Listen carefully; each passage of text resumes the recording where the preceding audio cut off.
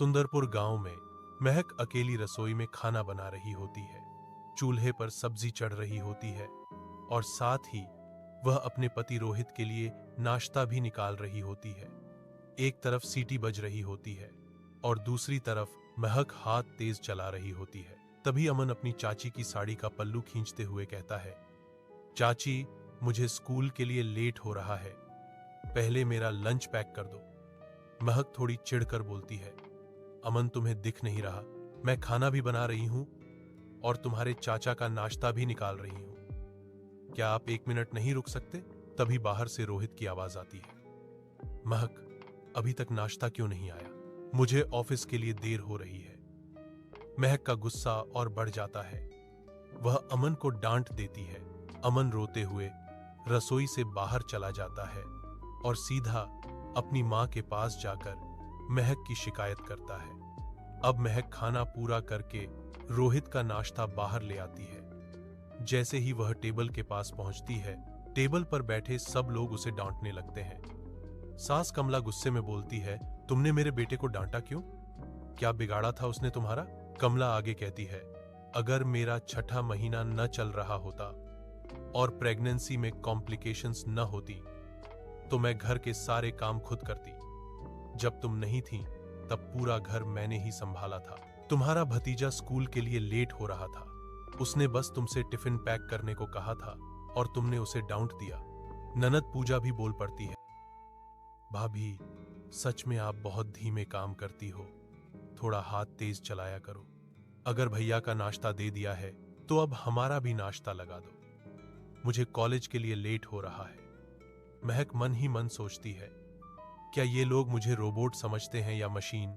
मेरे थोड़े ही न 10 हाथ हैं जो एक साथ 10 काम कर लूं। यह सोचकर महक मुंह बनाकर दोबारा रसोई में चली जाती है।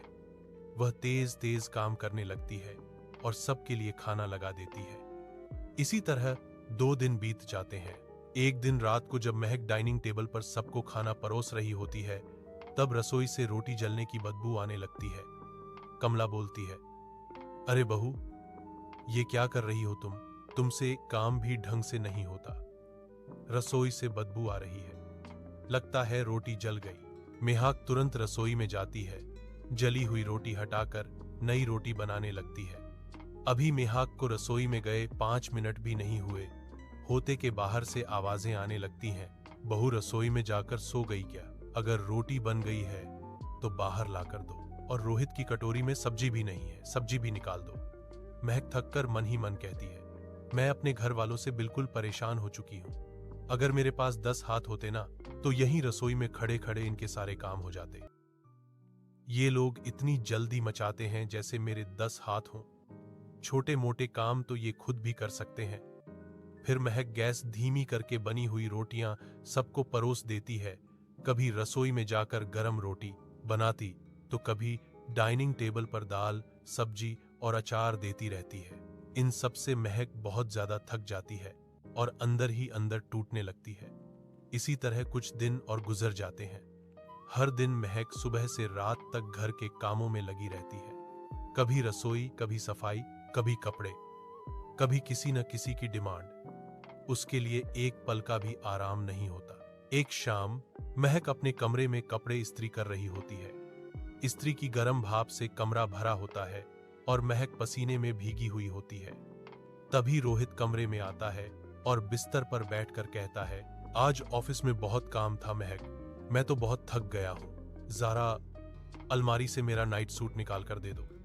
महक बिना नजर उठाए कहती है, तुझे दिख नहीं रहा, मैं पूरे घर के कपड़े इस्त्री कर रही हूं। अलमारी से अपना नाइट सूट तुम खुद भी निकाल सकते हो।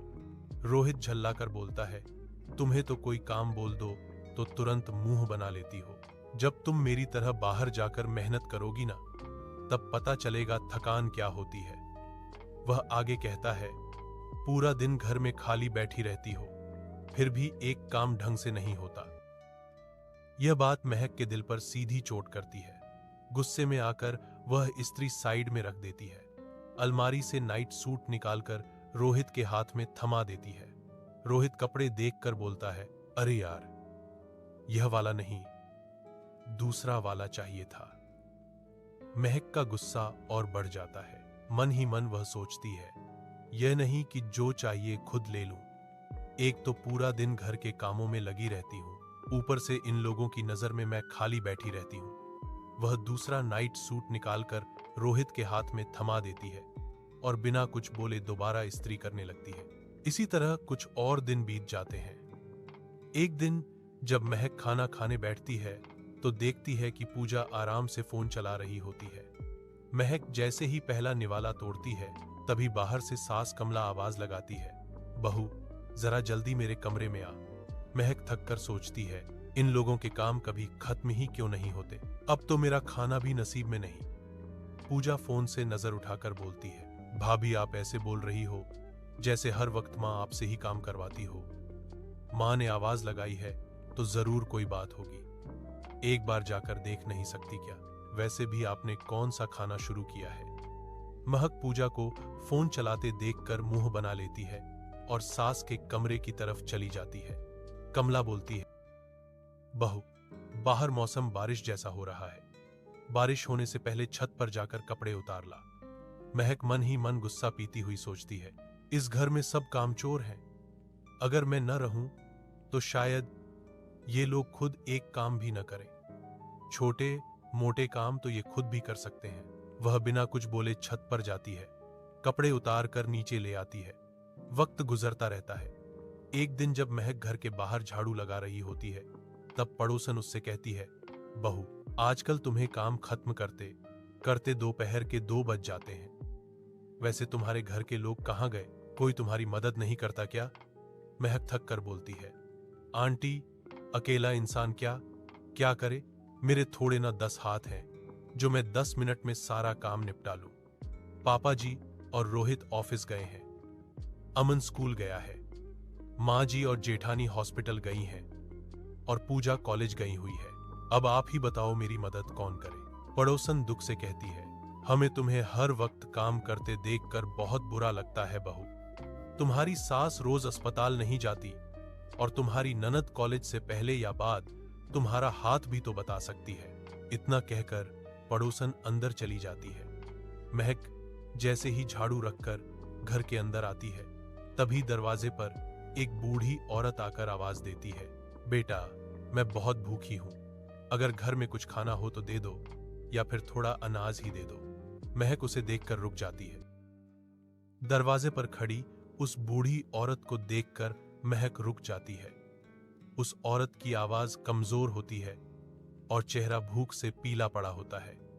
बूढ़ी औरत कहती है, बेटा मैं बहुत भूखी हूं, अगर घर में कुछ खाना हो तो दे दो या फिर थोड़ा अनाज ही दे दो। महक नरमी से बोलती है, अम्मा अभी घर में दोपहर का खाना नहीं बना है, इसलिए आप यह अनाज ले जाओ। महक जब अनाज देने के लिए आगे बढ़ती है तो उसकी नजर उस बूढ़ी औरत के दोनों कटे हुए हाथों पर पड़ती है।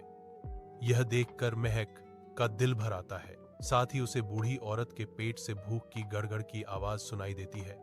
महक तुरंत बोल पड़ती है, अम्मा लगता है आप बहुत भूखी हो, वैसे आपके बेटा बहू क्या करते हैं जो आपको इस तरह भीख मांगनी पड़ रही है? बूढ़ी औरत दुखी लहजे में बोलती है, बेटा इस दुनिया में मेरा कोई नहीं है, बेटा बहू कब के मुझे छोड़कर चले गए, इतनी भूखी हूं कि समझ नहीं आ रहा आज घर जाकर कैसे खाना बनाऊंगी, इसलिए सोचा 2 रोटी ही मांग लूं। महक का दिल और भर आता है। वह कहती है, कोई बात नहीं अम्मा, आप मुझे अपना घर बताओ, मैं ही आपके घर चलकर खाना बना देती हूं, क्योंकि मेरे घर में मेरी सास और जेठानी का ही हुक्म चलता है। जब तक वो आकर नहीं बताएंगी कि क्या बनाना है, मैं रसोई में आपको कुछ खिला भी नहीं पाऊंगी। महक उस बूढ़ी औरत के साथ चल पड़ती है। उसका घर महक के घर के बिल्कुल पास ही होता है। अम्मा के घर पहुंचकर महक सबसे पहले रसोई साफ करती है और फिर खिचड़ी बनाने लगती है। क्योंकि अम्मा के हाथ नहीं होते, इसलिए महक अपने हाथों से उसे खाना खिलाती है। महक का प्यार और दया देखकर बूढ़ी औरत की आंखों में आंसू आ जाते हैं। वह कहती है, बेटी तुम कितनी अच्छी हो, जब तुम एक अनजान का इतना ख्याल रख सकती हो तो अपने घर वालों का कितना रखती होगी। मैंने तुम्हें कई बार देखा है पूरा दिन अकेली काम करते हुए, वह थोड़ी देर चुप रहती है और फिर बोलती है, भले ही मेरे 2 हाथ नहीं है, पर भगवान की कृपा से मेरे पास 10 हाथ हैं। आज से कई साल पहले एक बूढ़ी औरत ने मुझे अपना जादू दिया था। अब वक्त आ गया है कि मैं वो जादू तुम्हें दे दूं। यह कहकर बूढ़ी औरत अपने कटे हुए हाथों से महक के हाथों को छूती है। अचानक तेज पीली रोशनी निकलती है और पूरा कमरा रोशन हो जाता है। बूढ़ी औरत बोलती है, बेटी, जब तुम्हारे पास 10 हाथ होंगे तो जाकर आराम से घर के सारे काम करना। अब तुम्हें कोई परेशानी नहीं होगी। जब भी तुम्हें अपने 10 हाथों का इस्तेमाल करना हो, मन में कहना, मेरे 10 हाथ प्रकट हों और घर के कामों में मेरी मदद करो, और वो अपने आप बाहर आ जाएंगे। लेकिन याद रखना, इस जादू का कभी गलत इस्तेमाल मत करना और किसी को अपने 10 हाथों के बारे में बताना मत। अगर किसी को पता चल गया या तुमने गलत इस्तेमाल किया तो ये हाथ गायब हो जाएंगे। महक जादू पाकर बहुत खुश होती है। वह अम्मा का शुक्रिया अदा करती है और घर की तरफ चल पड़ती है। अगर किसी को पता चल गया या तुमने गलत इस्तेमाल किया तो ये हाथ गायब हो जाएंगे। महक जादू पाकर बहुत खुश होती है। वह अम्मा का शुक्रिया अदा करती है और घर की तरफ चल पड़ती है। रसोई में खड़ी होकर महक मुस्कुराते हुए कहती है, मैं तो मजाक में कहती थी कि मेरे पास 10 हाथ नहीं है, पर अब तो सच में मेरे पास 10 हाथ हैं। चलो थोड़ा डेमो लेते हैं। वह मन में बोलती है, मेरे 10 हाथ प्रकट हों। जैसे ही वह बोलती है, तेज पीली रोशनी निकलती है और महक के एक के बाद एक 10 हाथ बाहर आने लगते हैं। हर हाथ अपने अपने काम पर लग जाता है। महक हैरान और खुश होती हुई कहती है, एक हाथ पोंछा लगाओ, एक हाथ सब्जी काटो और एक हाथ बर्तन धो। सच में उस अम्मा ने अपना जादू महक को दे दिया था। उसके पास वाकई 10 हाथ थे और सब बहुत अच्छे से काम कर रहे थे। महक रसोई में खुशी से काम कर रही होती है कि तभी बाहर से आवाज आती है। महक रसोई में अपने 10 हाथों के साथ खुशी खुशी काम कर रही होती है कि तभी उसे बाहर से जेठानी निशा और सास कमला की आवाज सुनाई देती है। दोनों बाहर आकर सोफा पर बैठ जाती हैं। निशा थकावट भरी आवाज में बोलती है, माँ, जब से मैंने घर का काम करना बंद किया है ना, घर में कितना गंदा हो गया है। हर जगह जाले लग गए हैं, सामान पर धूल जम गई है। महक यह आवाज सुनते ही घबरा जाती है। वह तुरंत मन में बोलती है, लगता है माँ जी और जेठानी आ गई है। मैं चाहती हूं कि मेरे 10 हाथ अभी गायब हो जाएं। जैसे ही महक यह बोलती है, उसके सारे अतिरिक्त हाथ तुरंत गायब हो जाते हैं। महक रसोई से बाहर आती है और सामान्य अंदाज में कहती है, माँ जी, दी आप आ गई, जल्दी से बता दीजिए आज खाने में क्या बनाना है। अमन भी बस स्कूल से आता ही होगा। निशा बोलती है, मुझे डॉक्टर ने तीखा चटपटा खाने से मना किया है, तुम मेरे लिए पोहा बना देना। माँ जी और अमन के लिए दाल, चावल और पराठे बना लेना। इतना कहकर निशा अपने कमरे में आराम करने चली जाती है। महक दोबारा रसोई में आती है और चुपचाप मन में अपने 10 हाथों को याद करती है। तेज पीली रोशनी के साथ फिर से उसके 10 हाथ प्रकट हो जाते हैं। अब महक अपने हाथों को काम पर लगा देती है। एक हाथ आटा गूंधने लगता है, दूसरा हाथ पोहा बनाता है, तीसरा हाथ चावल साफ करता है, चौथा हाथ रसोई के जाले साफ करता है, पांचवां हाथ झाड़ू लगाता है, छठा हाथ सलाद काटता है, सातवां और आठवां हाथ बर्तन धोने लगते हैं। महक खुद अपने 2 असली हाथों से दाल बनाने लगती है। सब हाथ मिलाकर इतनी तेजी से काम करते हैं कि आधे घंटे के अंदर अंदर पूरा खाना तैयार हो जाता है। महक खाना लेकर बाहर आती है। थोड़ी देर में अमन और पूजा घर आ जाते हैं। कपड़े बदलकर जैसे ही वो खाने की टेबल पर बैठते हैं, गरम गरम खाना देखकर हैरान रह जाते हैं। पूजा बोलती है, क्या बात है भाभी, आज तो आपने झटपट खाना बना दिया। रोज तो मुंह टेढ़ा करके 2 घंटे लगाती थी। अमन खुशी से कहता है, चाची मुझे भी जल्दी खाना दे दो, बहुत भूख लगी है। महक मुस्कुराकर मन ही मन कहती है, खुद को शाबाशी मत दो महक, यह सब तुम्हारे 10 हाथों का कमाल है। घर वालों की तारीफ सुनकर महक बहुत खुश होती है। इसी तरह वह सबसे छुपाकर अपने 10 हाथों की मदद से घर का काम करने लगती है। कभी अपने 10 हाथों से झाड़ू पोंछा लगवाती, कभी जाले साफ करवाती, कभी एक हाथ से बर्तन धुलवाती और दूसरा हाथ बाथरूम में कपड़े धोता रहता। एक दिन महक छत पर जाती है।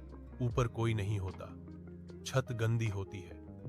महक मन में कहती है, छत कितनी गंदी हो रही है, अकेले साफ करनी मुश्किल है। यह सही मौका है अपने 10 हाथों का उपयोग करने का। वह बोलती है, मेरे 10 हाथ प्रकट हो और मेरी छत साफ करने में मदद करो। उसके बोलते ही 10 हाथ बाहर आ जाते हैं। एक हाथ छत पर झाड़ू लगाता है, दूसरा हाथ पौधों को पानी देता है, तीसरा हाथ सूखे कपड़े उतार कर तह लगाता है, चौथा हाथ पौधों की कटाई करता है। यह सब देखकर महक को बहुत अच्छा लगता है, लेकिन समय के साथ साथ महक थोड़ी आलसी हो जाती है।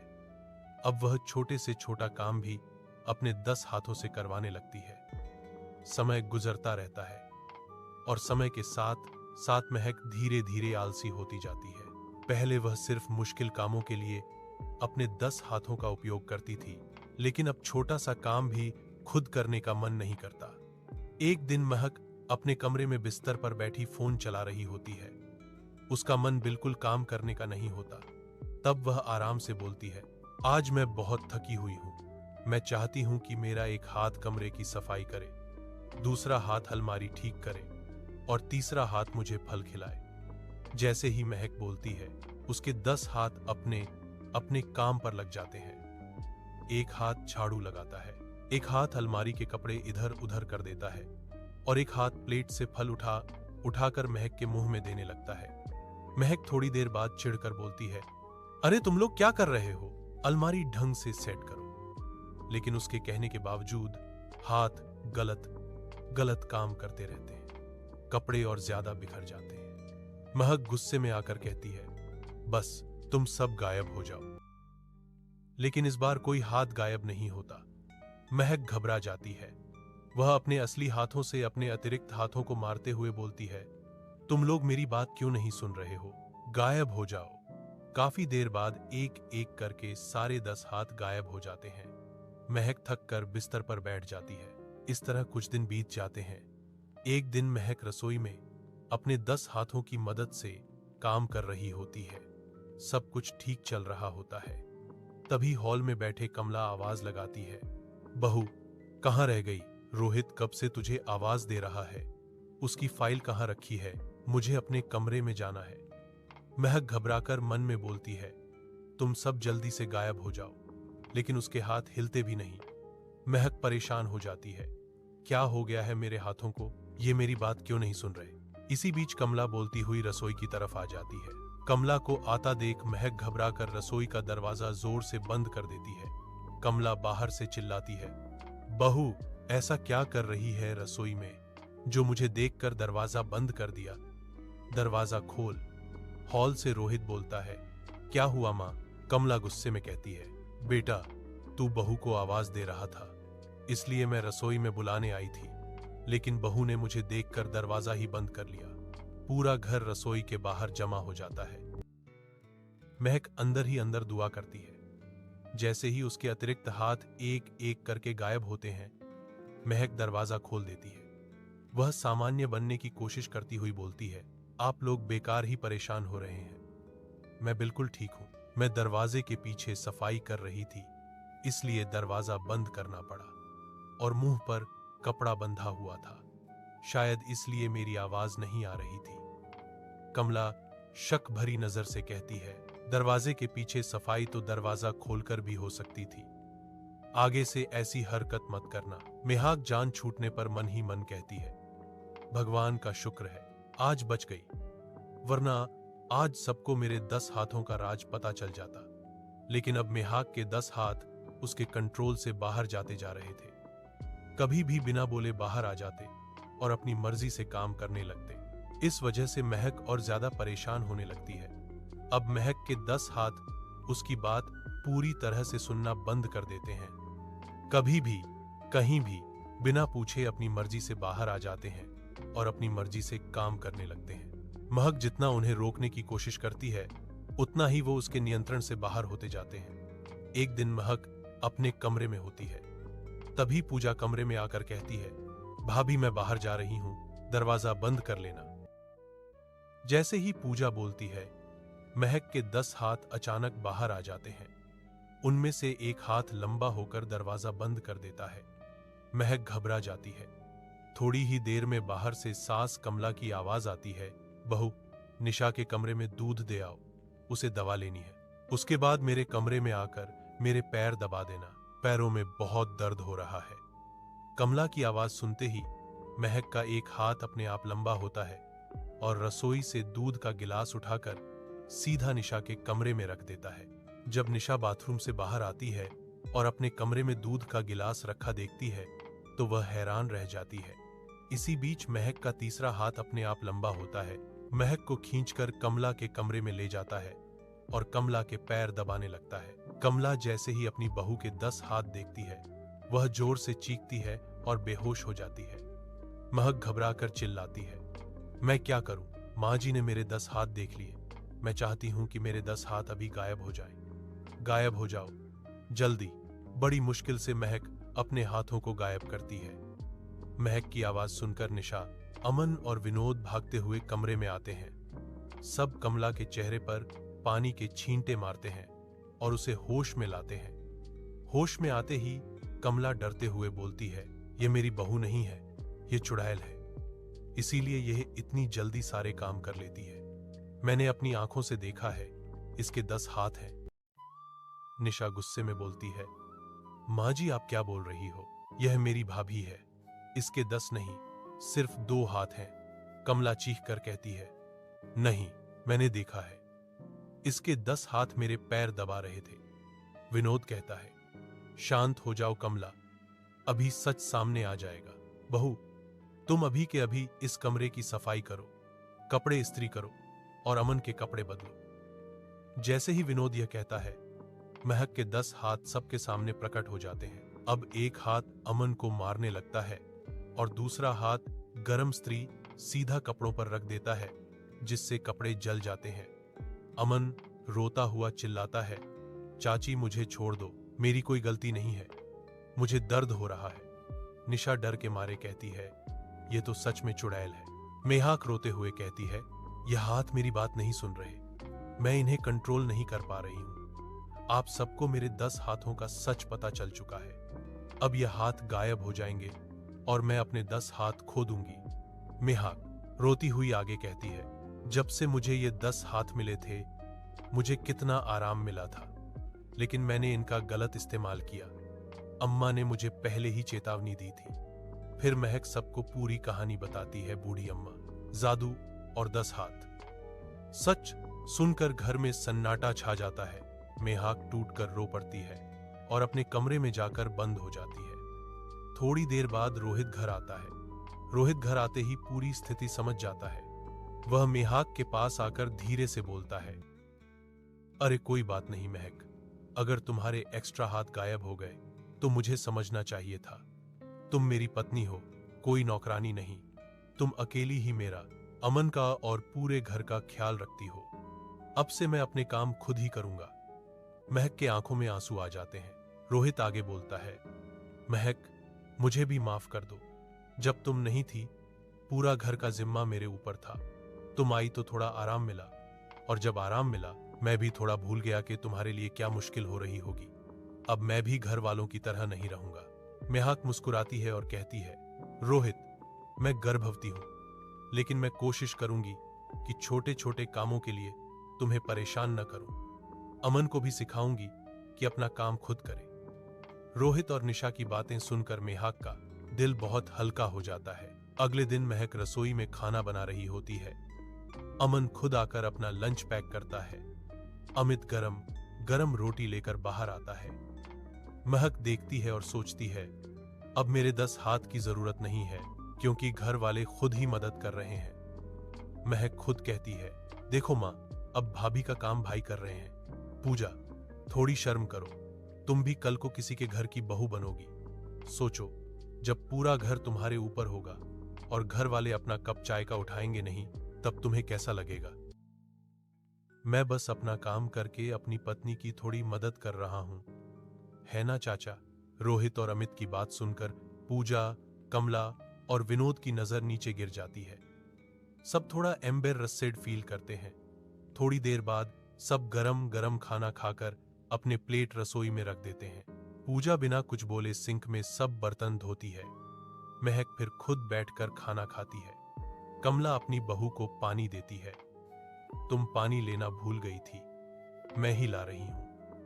महक खुद कहती है, मैं रसोई में ही थी, इसीलिए सोचा मैं ही तुम्हारे लिए पानी ले आऊं। घर वालों को अपना काम करते देख महक का दिल खुशी से भर जाता है। उसे अब 10 हाथ की जरूरत नहीं पड़ती, क्योंकि उसके परिवार के सभी लोग अब उसके साथ हैं और घर के काम में मदद करते हैं। महक मन ही मन मुस्कुराती है और कहती है, मैं खुश हूं, मेरे पास 10 हाथ न सही, पर मेरे परिवार के साथ हैं और यह काफी है। और इस तरह महक का घर एक सुंदर, शांत और खुशहाल घर बन जाता है, जहां सब एक दूसरे की मदद करते हैं और महक को अब अकेला काम नहीं करना पड़ता।